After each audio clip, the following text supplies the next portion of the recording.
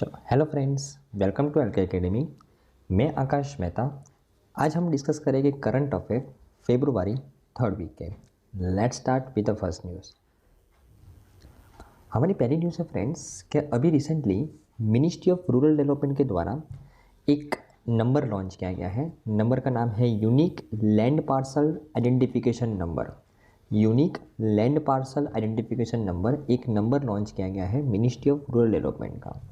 अभी नाम से पता चलता है ये जो नंबर है वो किसके लिए डेवलप किया गया है, लैंड के लिए, बराबर ना। तो एक पर्टिकुलर लैंड का एक आईडी प्रूफ यहाँ पे लॉन्च किया गया है। ये नंबर एक लैंड के लिए एज अ आधार कार्ड काम करेगा, राइट ना। तो unique land parcel identification number हर एक लैंड को एक आईडी दिया जाएगा, बराबर ना, इस नंबर के माध्यम से, बराबर ना। ओके, हर एक लैंड की एक यूनिक आइडेंटिफिकेशन होगा इस नंबर के माध्यम से, बराबर। किसके द्वारा लॉन्च किया गया है, मिनिस्ट्री ऑफ रूरल डेवलपमेंट के द्वारा, बराबर। चलो इसके बारे में डिटेल में देखते हैं। तो ये जो unique land parcel identification number है can be describe as a Aadhaar और फिंगरप्रिंट फॉर द लैंड। एक लैंड के लिए वो आधार कार्ड के तरीके से काम करेगा। It is a 14 digit alpha numeric identification number which is allocated to the every land parcel. हर एक लैंड पार्सल को, हर एक लैंड के टुकड़े को ये 14 डिजिट का alpha numeric identification number allocate किया जाएगा, राइट। और ये जो लैंड है, हर एक लैंड को हम यूनिक ब्लॉकचेन आईडी से अलोकेट करेंगे और it is identified by the longitude and latitude of the land parcel using the UL pin from the Bhu Naksha. अभी देखो, एक्चुअली ये भू नक्शा है, एक मैप है which is develop by the national informatics centre. ये भू नक्शा के माध्यम से हर एक लैंड का लॉन्गिट्यूड और लेटीट्यूड को मेजरमेंट करके हर एक लैंड को डिजिटली एक आईडी प्रूफ आईडी बनाया जाएगा हर एक लैंड का। और इस आईडी को हम क्या बोलेंगे, unique land parcel identification number, जो उस लैंड के आधार के तौर पे काम करेगा, राइट। और इसका मेन ऑब्जेक्टिव क्या है, to ensure the uniqueness in the all transactions, maintain the spatial records, facilitate the linking of property transactions and eliminate the fraudulent activities. तो अगर सरकार के पास हर एक लैंड के बारे में डेटा होगा तो सरकार को पता चलेगा कि वहाँ पे कोई फ्रॉडुलेंट एक्टिविटी हो रही है कि नहीं, उसको ट्रैक करना बहुत इजी बन जाएगा, उसको उसके बारे में रिकॉर्ड को मेंटेन करना बहुत इजी बन जाएगा, बराबर ना। तो ये सब ऑब्जेक्टिव के लिए ये unique land parcel identification number को लॉन्च किया गया है, बराबर ना। और ये जो नंबर है वो किसके बेसिस के ऊपर डेवलप किया जाएगा, भू नक्शा। ये एक मैपिंग सॉफ्टवेयर है जिसको किसके द्वारा डेवलप किया गया है, नेशनल इंफॉर्मेटिक्स सेंटर के द्वारा, बराबर ना। तो एग्जाम पॉइंट ऑफ व्यू से इस न्यूज़ में से कौन से क्वेश्चंस बन सकते हैं फ्रेंड्स, कि unique land parcel identification number, उसका फुल फॉर्म इंपॉर्टेंट है, किसके द्वारा डेवलप किया गया है, मिनिस्ट्री ऑफ रूरल डेवलपमेंट के द्वारा। और उसके अलावा उसका मेन ऑब्जेक्टिव है लैंड के रिकॉर्ड्स को मेंटेन करने के लिए, फ्रॉडुलेंट एक्टिविटी को आइडेंटिफाई करने के लिए, उसको ट्रैक करने के लिए कौन से डेटा का यूज़ करेगा, वो भू नक्शा। ये जो मैपिंग सॉफ्टवेयर है जो डेवलप किया गया है नेशनल इंफॉर्मेटिक्स सेंटर के द्वारा, उसके डेटा का यूज़ करेगा और वो लैंड के लिए एक आधार के तौर पे काम करेगा, बराबर ना। चलो, तो आई थिंक आपको इस न्यूज़ में अच्छे से समझ में आया होगा फ्रेंड्स। हमारी नेक्स्ट न्यूज़ है फ्रेंड्स कि अभी रिसेंटली भारत रत्न और 3 लोगों को अनाउंस किया गया है। ऑलरेडी हमने 2 लोगों के बारे में जिनको भारत रत्न इस साल दिया गया है उनके बारे में पढ़ लिया है प्रीवियस वीडियोस के अंदर, और 3 लोगों को भारत रत्न का अनाउंसमेंट किया है सरकार के द्वारा। और पहली बार 5 व्यक्ति को एक ही साल में भारत रत्न दिया गया है अभी तक हिस्ट्री में। जब से भारत रत्न देने की शुरुआत की गई है 1954 से, तब से पहली बार एक साथ 5 व्यक्ति को भारत रत्न का अनाउंसमेंट किया गया है, बराबर ना। तो जो 3 व्यक्ति को इस बार भारत रत्न का अनाउंसमेंट किया गया है, जो इस न्यूज़ में हम पढ़ रहे हैं उसके बारे में बात करें, राइट। चलो, तो government of India to honour P V Narasimha Rao, Chaudhary Charan Singh and MS Swaminathan with the Bharat Ratna. आप ओके, तो आप इस फोटो के अंदर ये तीनों व्यक्ति को देख सकते हो फ्रेंड्स, जिनको भारत रत्न अनाउंस किया गया है अभी सरकार के द्वारा। MS स्वामीनाथन, PV नरसिम्हा राव और चौधरी चरण सिंह, बराबर ना। ये तीनों व्यक्ति जिन्होंने बहुत ही अच्छा कंट्रीब्यूशन किया है देश के लिए, और उनको अभी posthumously Bharat Ratna award announce किया गया है सरकार के द्वारा, इनके बारे में बात करते हैं। तो government of India announce that कि 2 former prime ministers Chaudhary Charan Singh and P V Narasimha Rao, ये दोनों फॉर्मर प्राइम मिनिस्टर थे, and father of India's green revolution doctor MS Swaminathan, इन तीनों को भारत रत्न का अनाउंसमेंट किया, इन तीनों को भारत रत्न देने का अनाउंसमेंट अभी किया गया गवर्नमेंट के द्वारा, right. With this the total number of Bharat Ratna recipients in 2024 becomes 5, और इसके माध्यम से 2024 में भारत रत्न कितने लोगों को मिला? 5 व्यक्ति को, और ये पहली बार भारत रत्न की 1 साल के अंदर 5 व्यक्ति को मिला है। जब से भारत रत्न देने की हमने शुरुआत की है तब से पहली बार ऐसा हुआ है, राइट। और हमने ऑलरेडी जनवरी 2024 के अंदर भारत रत्न के बारे में बात की थी कि डेप्यूटी प्राइम मिनिस्टर जो हमारे फॉर्मर थे लाल कृष्ण आडवाणी जी, और फॉर्मर बिहार के चीफ मिनिस्टर जो कर्पूरी ठाकुर जी, उनको ऑलरेडी जनवरी के अंदर भारत रत्न का अनाउंसमेंट किया गया था, और अभी और 3 व्यक्ति का भारत रत्न को देने का अनाउंसमेंट किया गया है। ओके, अगर हम इन तीनों के बारे में एक एक करके पढ़े तो पीवी नरसिम्हा राव की अगर बात करें तो उनका बॉर्न हुआ था 1921 के अंदर करीम नगर के अंदर, जो अभी आंध्र प्रदेश के अंदर है। आंध्र प्रदेश का जो पार्ट था उस समय अभी वो तेलंगाना के अंदर है, बराबर ना। और he was affiliated with the Indian national Congress. ये जो पीवी नरसिम्हा राव जी है वो इंडियन नेशनल कांग्रेस के साथ एफिलेटेड थे, और वो चीफ मिनिस्टर बने थे उस समय के आंध्र प्रदेश के 1971 से लेकर 1973 तक। और उनके अलावा उन्होंने बहुत सारी अलग अलग मिनिस्ट्रीज़ को भी संभाला है। Ministry of external affairs, home ministers, defence and human resource development के भी वो मिनिस्टर रह चुके हैं। फिर वो प्राइम मिनिस्टर बने इंडिया के 1991 से लेकर 1996 तक, बराबर ना। और he was the first prime minister from the South India, PV Narasimha Rao, बराबर ना, ध्यान में रखना है। और first PM from the non Hindi speaking region, Telugu speaking region से वो बिलोंग करते थे, बराबर ना। तो ये पीवी नरसिम्हा राव के बारे में आपको ध्यान में रखना है। अगर मैं चौधरी चरण सिंह जी की बात करूं तो उनका जन्म हुआ था 1902 के अंदर नूरपुर, जो मेरठ डिस्ट्रिक्ट के अंदर है। मेरठ डिस्ट्रिक्ट कहाँ पे है? यूपी के अंदर। और उन्होंने कांग्रेस को ज्वाइन किया था और was the first elected to the legislative assembly of the united provinces from Charpoli in Meerut district in 1937। फिर उन्होंने कांग्रेस को छोड़ दिया 1967 के अंदर, और उन्होंने एक अपनी खुद की पार्टी बनाई, भारतीय लोक दल। और 1967 के अंदर वो चीफ मिनिस्टर बने यूपी के पहली बार, और 1970 के अंदर वो दूसरी बार चीफ मिनिस्टर बने यूपी के। और उनको एलिवेट किया गया लोकसभा के अंदर for the first time in 1977 के अंदर।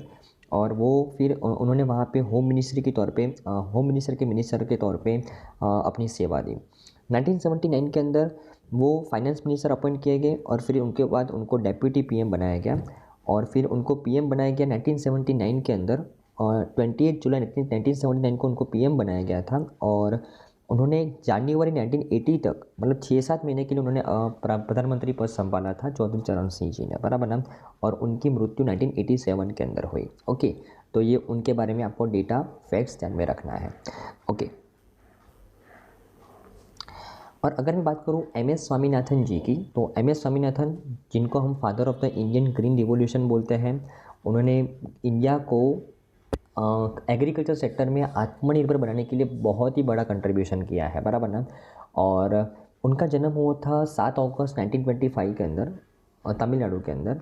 और he join the faculty of Indian agriculture research institute. वो एज अ फैकल्टी ज्वाइन हुए थे इंडियन एग्रीकल्चर रिसर्च इंस्टीट्यूट के, कब? 1954 के अंदर। और वो डायरेक्टर बने 1961 से लेकर 1972 तक वो इंडियन एग्रीकल्चर रिसर्च इंस्टीट्यूट के डायरेक्टर बने, बराबर ना, ध्यान में रखना है। और उसके अलावा वो डायरेक्टर जनरल बने Indian council of agriculture research के, ICAR के, 1972 से लेकर 1979। वो प्रेसिडेंट बने international union for the conservation of nature के 1984 से लेकर 1990 तक। और इन 1988 उन्होंने अपने एक खुद की research foundation, MS Swaminathan research foundation को फाउंड की। वो वहाँ पे रिसर्च करवाते थे, रिसर्च को प्रमोट किया एग्रीकल्चर सेक्टर के अंदर। वो इस संस्था के चीफ मेंटर थे, चेयरमैन थे, बराबर ना। और एग्रीकल्चर सेक्टर के अंदर भारत को आत्मनिर्भर बनाने के लिए उन्होंने बहुत ही बड़ा कंट्रीब्यूशन दिया है, बराबर ना। अगर मैं उनको मिले अवार्ड्स के बारे में बात करूँ ना फ्रेंड्स, तो गवर्नमेंट ऑफ इंडिया ने उनको ऑनर किया है पद्मश्री से 1967 के अंदर, पद्म भूषण उनको बोला 1972 के अंदर, पद्म विभूषण 1989 के अंदर मिला साइंस एंड इंजीनियरिंग के लिए, और उनको जापान प्राइज़ भी मिला है 1987, वर्ल्ड फूड प्राइज़ 1996 के अंदर मिला है, Wolf Prize from the Israel 2000 के अंदर मिला है, और चाइना की तरफ से भी China international scientific and technological cooperation award उनको 2001 के अंदर मिला है, बराबर ना। तो ऐसी पर्सनालिटी की मृत्यु, अरे ऐसी पर्सनालिटी की ओके, तो ऐसी पर्सनालिटीज़ को अभी भारत रत्न दिया गया है, बराबर ना। ओके, और अगर मैं भारत रत्न की बात करूं फ्रेंड्स, तो जैसे हमने लास्ट लेक्चर्स में भी बात की थी कि भारत रत्न 1954 के अंदर बनाया गया, और ये अवार्ड भारत का सबसे बड़ा सिविलियन अवार्ड है, जो सबसे असाधारण कंट्रीब्यूशन देता है देश के लिए काम करता है, उसको ये अवार्ड दिया जाता है, बराबर ना। और इस अवार्ड के अंदर कोई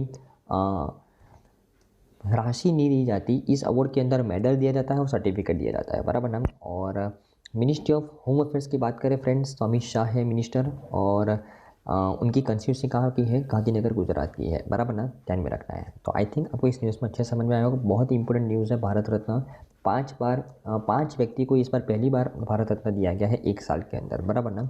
ओके, चलो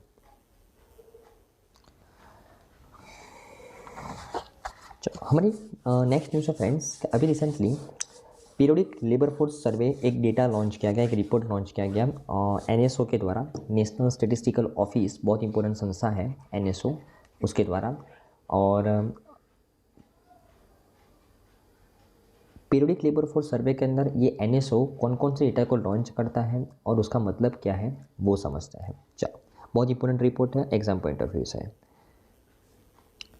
चलो ओके, अगर मैं बात करूँ periodic labour force survey, periodic labour force survey जिसको शॉर्ट में क्या बोला जाता है, PLFS, ये संस्था, ये रिपोर्ट कौन लॉन्च करता है, national sample survey office NSSO launch करता है, जो कौन सी मिनिस्ट्री के अंडर में काम करता है, MOSPI, ministry of statistics and programme implementation के अंडर में काम करता है। तो ये जो सर्वे है लेबर फोर्स सर्वे, वो कौन से क्वार्टर का आया है, तो वो आया है क्वार्टर अक्टूबर से दिसंबर 2023 का, Q3 ऑफ फाइनेंशियल ईयर 2024, इसका ये डेटा आया है, बराबर।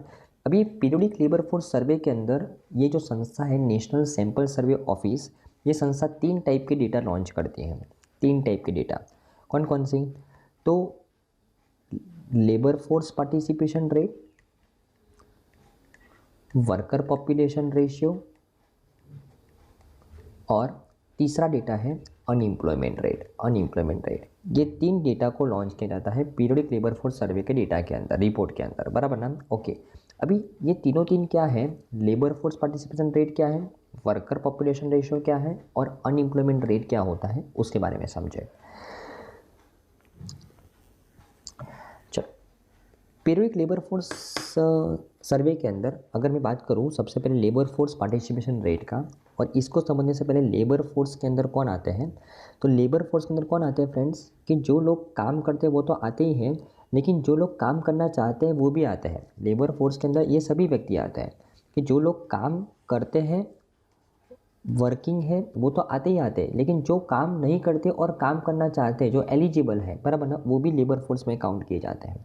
तो लेबर फोर्स के अंदर कितने लोग टोटल पॉपुलेशन में से, फॉर एग्जांपल टोटल पॉपुलेशन 100 लोगों की है, बराबर ना, और अगर उसमें से 70 लोग लेबर फोर्स के अंदर है, बराबर ना, जो लोग काम करते हैं और जो काम नहीं करते लेकिन काम करना चाहते हैं, ऐसे कितने लोग हैं, 70, तो लेबर फोर्स पार्टिसिपेशन रेट कितना हो जाएगा, 70% हो जाएगा। ओके, तो लेबर फोर्स मतलब समझ में आया। ओके, लेबर फोर्स के अंदर जो लोग काम करते हैं, ओके, और जो काम नहीं करते लेकिन काम करना चाहते हैं वो भी काउंट होता है। तो लेबर फोर्स पार्टिसिपेशन रेट क्या हुआ कि भाई लेबर फोर्स में कितने व्यक्ति हैं, किस में से, टोटल पॉपुलेशन में से, बराबर, उसको बोलते हैं लेबर फोर्स पार्टिसिपेशन रेट, बराबर ना। तो टोटल पॉपुलेशन 100 है, लेकिन उसमें से लेबर फोर्स में कितने व्यक्ति हैं, 70, तो लेबर फोर्स पार्टिसिपेशन रेट कितना हो जाएगा, 70%। समझ में आया।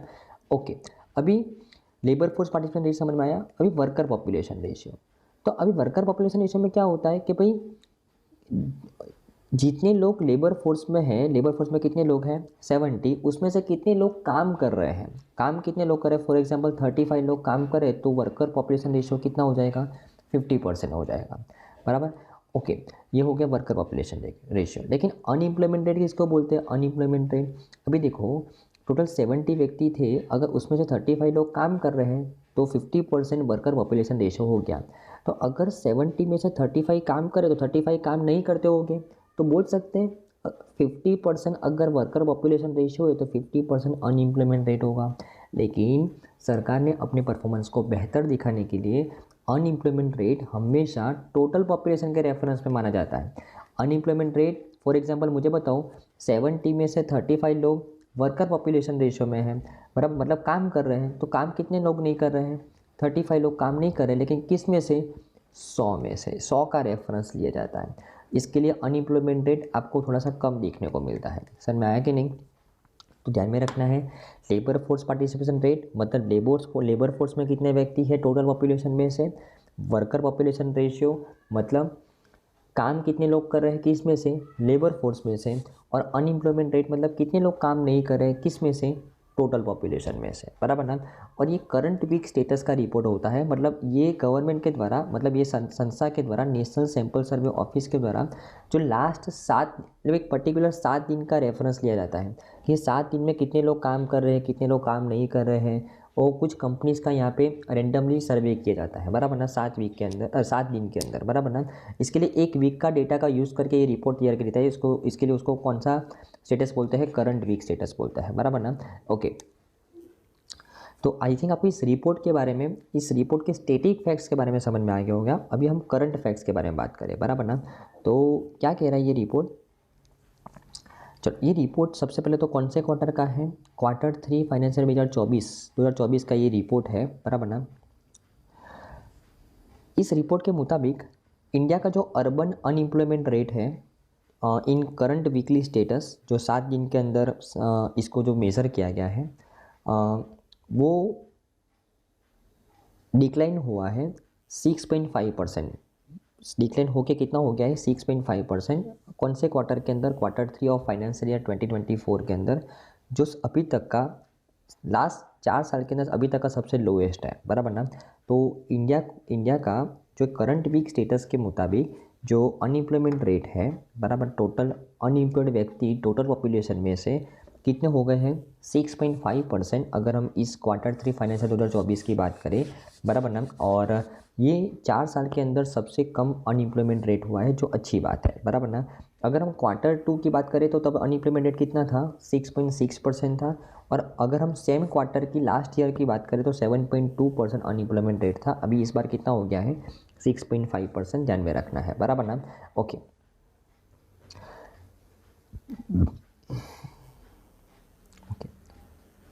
अगर कुछ और की फिगर्स के बारे में बात करें तो अनएम्प्लॉयमेंट रेट अगर हम उसको स्पेसिफिकली बोले मेल और फीमेल के लिए, तो मेल पॉपुलेशन के लिए डिक्लाइन होके 5.8% हो गया है, और फीमेल पॉपुलेशन के लिए डिक्लाइन होके वो 8.6% हो गया है, बराबर ना। ओके, और अगर मैं बात करूँ at all India level labour force participation rate, total population में से कितने लोग लेबर फोर्स में हैं, तो वो इंक्रीज़ हुए हैं 49.9% हुए हैं, जो अच्छी बात है। जो लास्ट क्वार्टर के अंदर जो लास्ट ईयर सेम क्वार्टर के अंदर 48.2% थे, अभी इस बार 49.9% हुए, जो अच्छी बात है। मतलब पहले 100 में से 48 लोग लेबर फोर्स में पार्टिसिपेट कर रहे थे, अभी 100 में से 49 लोग लेबर फोर्स में पार्टिसिपेट कर रहे हैं, मतलब इम्प्रूवमेंट हुआ है। लोग जॉब करना चाहते हैं, लोग जॉब कर रहे हैं, बराबर ना। और अगर हम मेल की बात करें तो मेल के लिए लेबर फोर्स पार्टिसिपेशन रेट 74.1% है, और फीमेल के लिए 25% है, बराबर ना। फीमेल अभी बहुत पीछे है मेल के कंपैरिजन में लेबर फोर्स के अंदर, बराबर, ध्यान में रखना है। तो यहाँ पे हमको इम्प्रूवमेंट करना है। और उसके अलावा अगर हम वर्कर पॉपुलेशन रेशियो की बात करें कि भाई लेबर फोर्स में तो बहुत सारे लोगों ने पार्टिसिपेट किया, लेकिन लेबर फोर्स को हम जानते हैं कि लेबर फोर्स का मतलब क्या हो गया, जो लोग काम कर रहे हैं और जो लोग काम करना चाहते हैं वो दोनों को वहाँ पे काउंट किया जाता है। लेकिन जो हकीकत में काम कर रहे हैं वो इंक्रीज होकर कितने परसेंट हो गए हैं 46.6%, बराबर ना। जो लास्ट ईयर सेम क्वार्टर में कितने थे 44.7% थे। जितने लोग लेबर फोर्स में हैं उसमें से जो काम करे वो कितने लोग हैं 46.6%, बराबर ना। ओके ओके, तो अगर हम इस रिपोर्ट के माध्यम से जो कुछ की पॉइंट्स को निकालें तो एंथुसियाज्म लोगों के अंदर बढ़ा है, बेटर जॉब अपॉर्चुनिटीज़ बढ़ी है, सैलरी इंक्रीज़ हुई है, बराबर ना, और सेल्फ एम्प्लॉयमेंट भी इंक्रीज़ हुई है, बराबर ना, अर्बन एरिया के अंदर खास करके। और ओके ओके, और अगर हम बात करें सेल्फ एम्प्लॉयमेंट की तो मेल के लिए 40.6% हुआ है और 40.3% फीमेल के लिए हुआ है, बराबर, मतलब वहाँ पे सेल्फ एम्प्लॉयमेंट के लिए दोनों के लिए सेम इंक्रीमेंट हुआ है, बराबर ना, लास्ट ईयर के कंपेरिजन में। ओके, और जैसे मैंने बात की periodic labour force survey, 3 important data launch किया जाता है, worker population ratio, labour force participation rate और अनएम्प्लॉयमेंट रेट।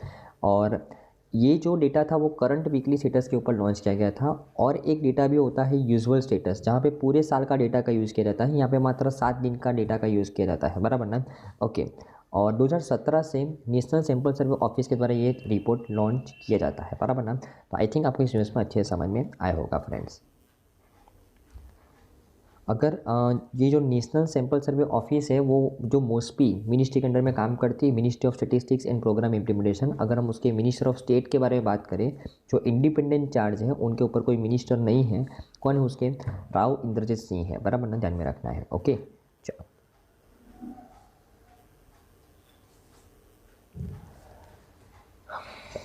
ओके, हमारी नेक्स्ट न्यूज़ है फ्रेंड्स कि अभी रिसेंटली गवर्नमेंट ने प्रोवाइड किया income tax exemption to the dairy cooperative sector, बराबर, डेयरी कोऑपरेटिव सोसाइटीज़, उनके बारे में बात करें। तो ये जो प्रावधान है वो ऐसे डेयरी कोऑपरेटिव सोसाइटी को है जो अपना सामान फेडरल कोऑपरेटिव सोसाइटी को बेचते हैं, बराबर ना, मतलब ये ऐसे डेयरी कोऑपरेटिव सोसाइटीज़ के लिए है जो फार्मर्स के पास से दूध परचेस करके वो अपना सामान फेडरल कोऑपरेटिव सोसाइटी, मतलब जो यूनियन सेंट्रल गवर्नमेंट के अंडर में जो कोऑपरेटिव सोसाइटी है उनको देते हैं, बराबर ना। तो उनको जो इनकम के माध्यम से जो इनकम टैक्स जनरेट होता है उनका, वो उसके अंदर यहाँ पे एग्जेम्पशन दिया गया है गवर्नमेंट के द्वारा, ministry of fisheries and animal husbandry के द्वारा। उसके बारे में बात करें तो यूनियन मिनिस्टर पुरुषोत्तम रूपाला जो हमारे ministry of fisheries animal husbandry and dairying है गवर्नमेंट ऑफ इंडिया के, और उन्होंने ग्रांट किया income tax exemptions for the dairy cooperative society under the income tax act 1961 to provide relief to the cooperative societies. लेकिन कौन सी cooperative societies को यहाँ पे एग्जेम्पशन दिया गया है उसके बारे में बात करें तो कौन कौन से बेनिफिट दिए गए हैं। तो deduction for the milk supply, देखो, primary cooperative societies which is supplying milk to the federal cooperative society can claim deduction under the section 80p of the income tax act 1961 कि जो प्राइमरी कोऑपरेटिव सोसाइटी जो federal cooperative society को milk supply करती है और जो income का generation करती है तो उनको यहाँ पे वो इनकम को डिडक्ट कर सकती है सेक्शन 80p के अंडर में, बराबर ना। और दूसरा प्रावधान है सरचार्ज रिडक्शन। सरचार्ज रिडक्शन की अगर बात करें तो सरचार्ज आपको पता ही है, टैक्स के ऊपर क्या लगाया जाता है, सरचार्ज। और अगर हम बात करें सरचार्ज के ऊपर तो surcharge on the cooperative societies income ranging from ₹1 crore to the 10 crore has been decrease from 12% to 7%, बराबर ना।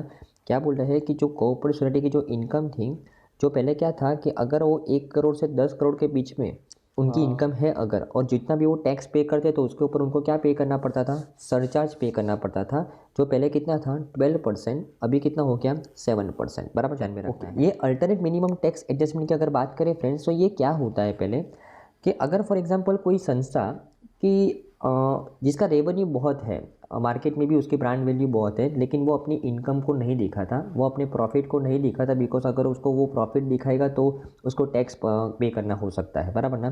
तो इसके लिए अगर इनकम टैक्स डिपार्टमेंट को ये पता चल रहा है कि भाई ये रेवेन्यू तो बहुत जनरेट कर रहा है लेकिन वो अपना प्रॉफिट नहीं दिखा रहा है सही से, तो उसके ऊपर अल्टरनेट मिनिमम टैक्स लगाती है। तो पहले 18.5% लगता था डेयरी कोऑपरेटिव सेक्टर के ऊपर, जो अभी कितना लगेगा 15% लगेगा, बराबर ध्यान में रखना है। तो उसमें भी एग्जेम्पशन दिया गया है।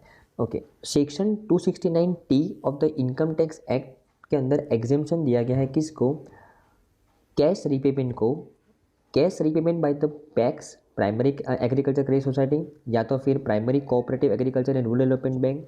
उसके अलावा हायर TDS लिमिट, देखो TDS का मतलब क्या होता है friends, tax deducted at source, बराबर ना। तो अभी तक क्या था कि 1 करोड़ के बाद अगर कोई पैसा विड्रॉ करेगा कोई डेयरी कोऑपरेटिव सोसाइटी, बराबर, तो उसको उसको टीडीएस काटा जाता था, लेकिन अभी वो लिमिट बढ़ा के 3 करोड़ कर दिया है। मतलब 3 करोड़ तक के विड्रॉल के लिए कोई टीडीएस नहीं काटा जाएगा, 3 करोड़ के बाद ही टीडीएस काटा जाएगा, बराबर ना।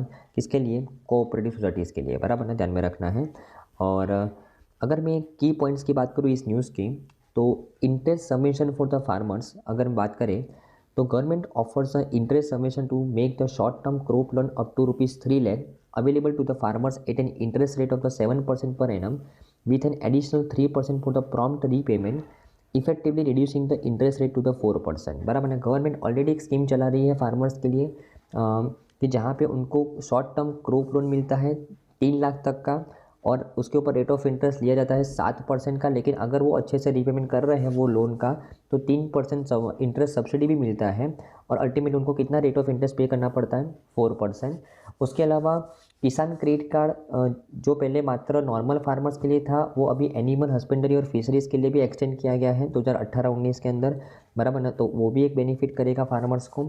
उसके अलावा और ये जो इनकम टैक्स के अंदर एग्जम्पशन है वो लॉन्च किया गया, मतलब जो डेयरी सेक्टर के जो फार्मर्स हैं उनको बहुत बेनिफिट दिया गया है।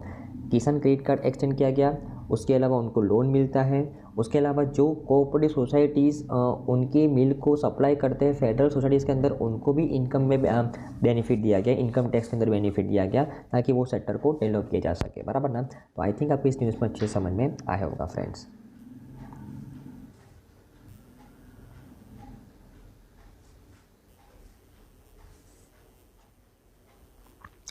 चलो हमारी नेक्स्ट न्यूज़ है फ्रेंड्स कि president gives assent to the bill aimed at checking the malpractices in the government recruitment examinations. इस न्यूज़ के बारे में बात करें तो president Draupadi Murmu ji has given her assent to the public examination bill 2024 aimed at preventing the malpractices in the government recruitment examination. तो government recruitment examination के अंदर जो माल प्रैक्टिसेस हो रही है, जो करप्शन हो रहा है, जो गुनेगारी हो रही है, बराबर ना, जो स्टूडेंट्स जो इतनी मेहनत कर रहे हैं उनके भविष्य के साथ जो खिलवाड़ हो रहा है, उसको रोकने के लिए यहाँ पे इस बिल को पास किया गया है प्रेसिडेंट द्रौपदी मुर्मू जी के द्वारा, राइट। और अगर हम इस बिल के बारे में बात करें तो इस बिल के अंदर अप्रूवमेंट मिला था प्रेसिडेंट का, और ये बिल अभी एक्ट बन जाएगा। और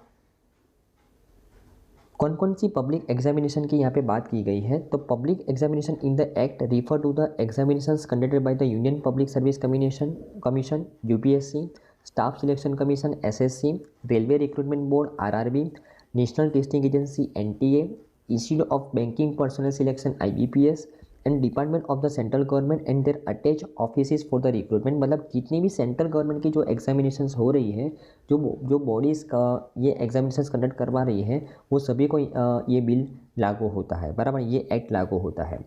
और ऑब्जेक्टिव क्या है? The objective of the bill lies in the fostering the greater transparency, fairness and credibility with in the public examination system. It aims to ensure the youth that their sincere efforts will be fairly rewarded, securing their future, बराबर ना। उनको एक trust दिया जाएगा students को कि अगर आप सिंसियर एफर्ट लगा रहे हो तो आपको श्योरली रिवॉर्ड मिलेगा, बराबर ना। ओके, अगर यहाँ पे इस बिल के अंदर कौन कौन सी एक्टिविटीज़ को प्रोहिबिट किया गया है, तो अनऑथोराइज एक्सेस और leakage of the question paper और आंसर की, assisting a candidate during the public examination, tampering with the computer networks, conducting the fake examination, issuing the fake admit cards and offer letters. The act also prohibits disclosing the exam related confidential information before the time. ये सभी activity को prohibit किया गया है इस act के under में, बराबर ना। और कैंडिडेट्स के लिए कौन कौन से प्रोटेक्शन दिए गए हैं, तो bill defines the candidates and ensures they will not be subject to the actions within the purview of the bill. Students candidates के लिए ये एक्ट नहीं है, ये एक्ट उस संस्था के लिए है जो इस एग्ज़ाम को कंडक्ट करवा रहा है, बराबर ना। ओके, पेनल्टी कौन कौन सी है, तो अगर कोई ऑफेंस पाया गया तो इम्प्रिजनमेंट हो सकती है 3 से 10 साल की, और फाइन लग सकता है 10 लाख से 1 करोड़ तक का, बराबर ना। और all offences under the bill are cognisable, non bailable and non compoundable, बराबर ना, ध्यान में रखना है। ओके, तो आई थिंक आपको इस न्यूज़ में अच्छे से समझ में आया होगा फ्रेंड्स।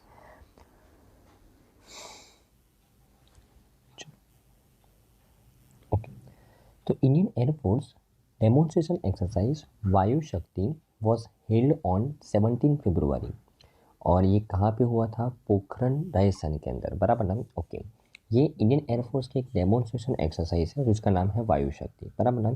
और ये जो 2024 की जो वायु शक्ति एक्सरसाइज हुई थी, वहाँ पे जॉइंट ऑपरेशंस हुए थे इंडियन आर्मी के साथ और highlighting the seamless coordination between the two branches of the arm forces.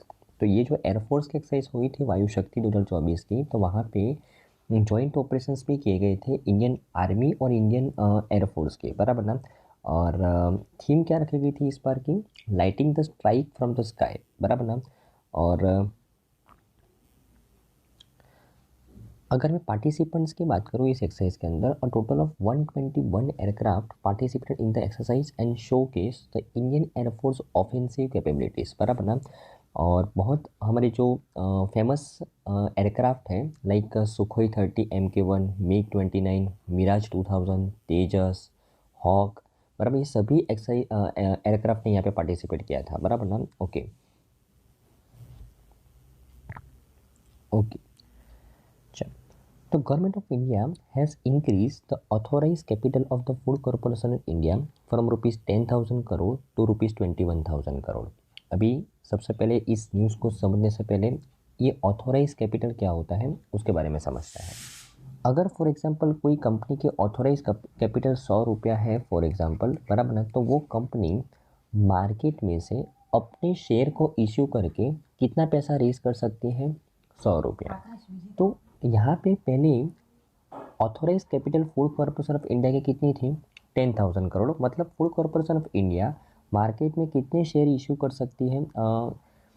10,000 crore के, बराबर ना? ओके, तो अगर उसको ज़्यादा पैसा चाहिए तो फिर उसको बोरो करना पड़ता है, बराबर ना? ओके, गवर्नमेंट से एक्सटर्नल बोरिंग करना पड़ता है, बराबर, लोन लेना पड़ता है। ओके, अभी उसका जो फूड कॉर्पोरेशन ऑफ इंडिया का जो ऑथोराइज कैपिटल है वो 10,000 करोड़ से बढ़ा के 21,000 करोड़ किया गया है। मतलब अभी फूड कॉर्पोरेशन ऑफ इंडिया वो मार्केट में 21,000 करोड़ के शेयर इशू कर सकती है और मतलब 21,000 करोड़ का इन्वेस्टमेंट उसके अंदर हो सकता है शेयर्स के थ्रू, बराबर ना? ओके, तो उसको गवर्नमेंट ने ये स्टेप क्यों लिया फ्रेंड्स? ताकि उसको बाहर से एक्सटर्नल बोरोइंग कम करना पड़े, क्योंकि फूड कॉर्पोरेशन इंडिया के सामने बहुत सारे चैलेंजेस हैं कि इतने सारे अनाज का स्टोरेज करना, उसके लिए स्टोरेज फैसिलिटी को डेवलप करना, बहुत सारे अनाज का वेस्टेज होता है because of lack of storage facility, बराबर ना?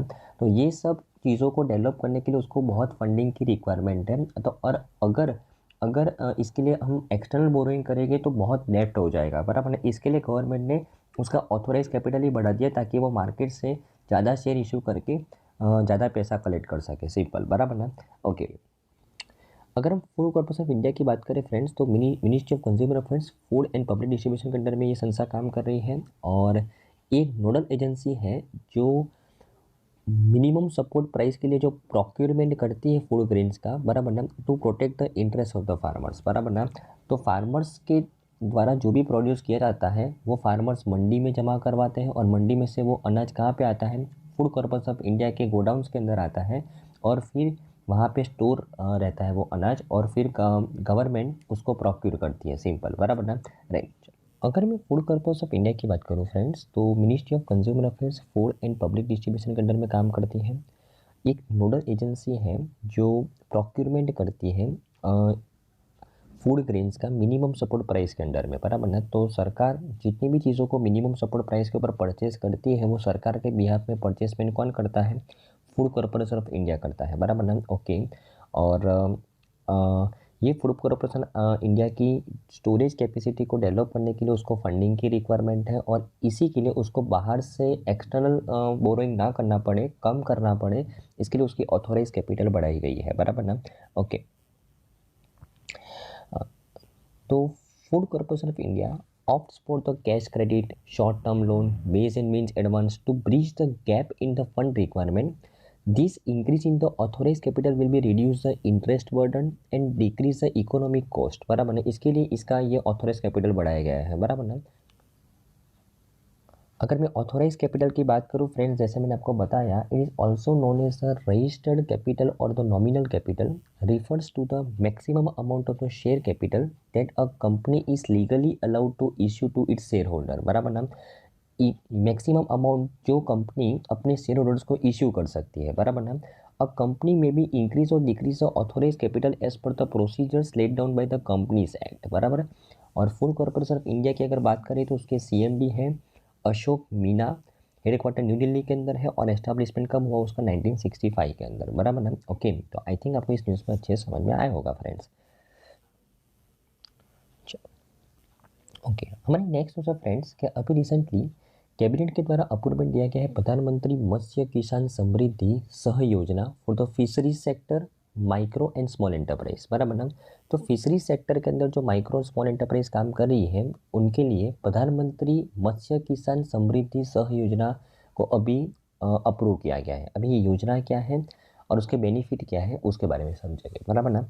The Indian cabinet, which is chaired by the PM Modi, approved the Pradhan Mantri Matsya Kisan Samriddhi Sah Yojana, a central sector sub scheme under the प्रधान मंत्री मत्स्य संपदा योजना। आपको पता है कि already प्रधानमंत्री मत्स्य संपदा योजना चल रही है फिशरी सेक्टर को डेवलप करने के लिए, और उसी के अंडर में ये प्रधानमंत्री मत्स्य किसान समृद्धि सह योजना स्कीम लॉन्च की गई है।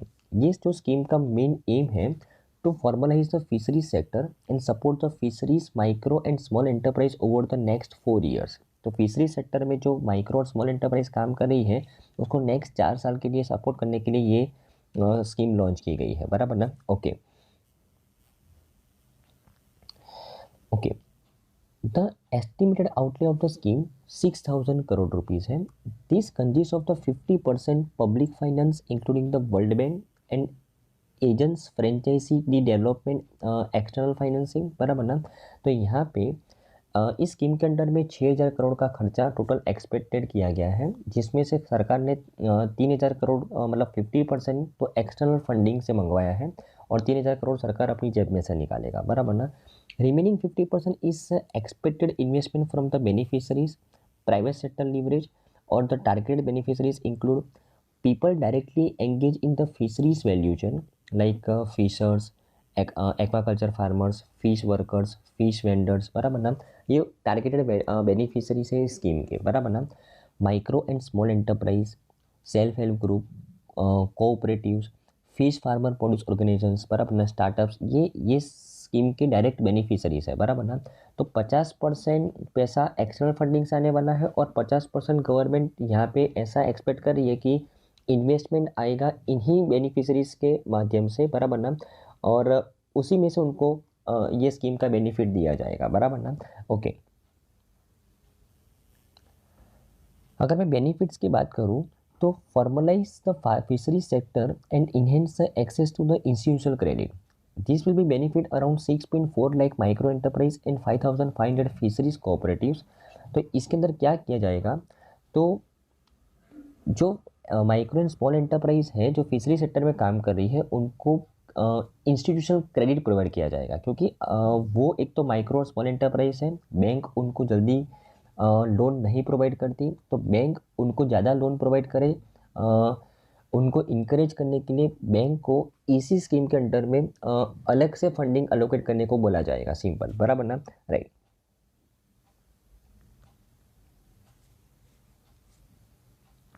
तो अगर इस सेक्टर के माइक्रो और स्मॉल एंटरप्राइज का डेवलपमेंट होगा तो ऑटोमेटिकली इस सेक्टर का डेवलपमेंट होगा, उस सेक्टर के अंदर जॉब का भी डेवलपमेंट होगा, लोगों के लिए जॉब की अपॉर्चुनिटी भी बढ़ेगी, बराबर ना। Okay,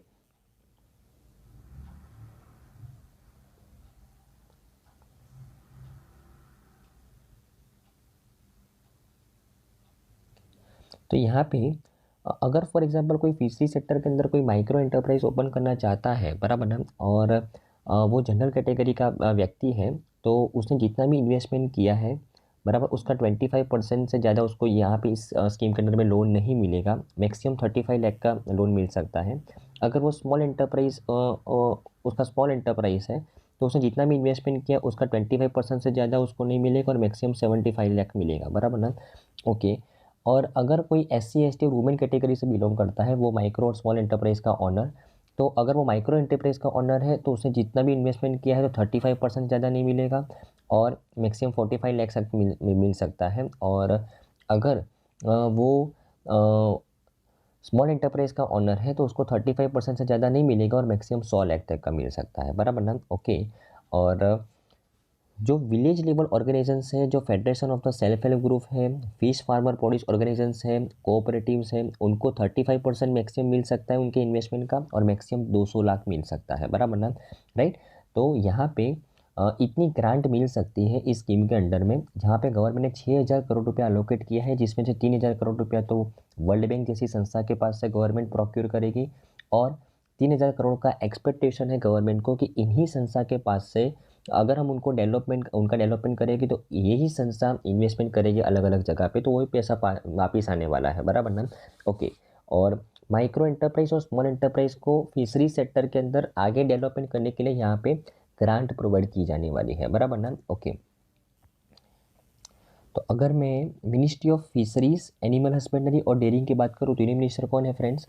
Purushottam Rupala. Minister of state कौन है? संजीव कुमार बालियान और एल मुरुगन, बराबर ना। तो आई थिंक आपको इस न्यूज़ में अच्छे से समझ में आया होगा फ्रेंड्स। तो आई थिंक फ्रेंड्स आज की तमाम न्यूज़ के अंदर आपको अच्छे से समझ में आया होगा। Thank you friends, bye.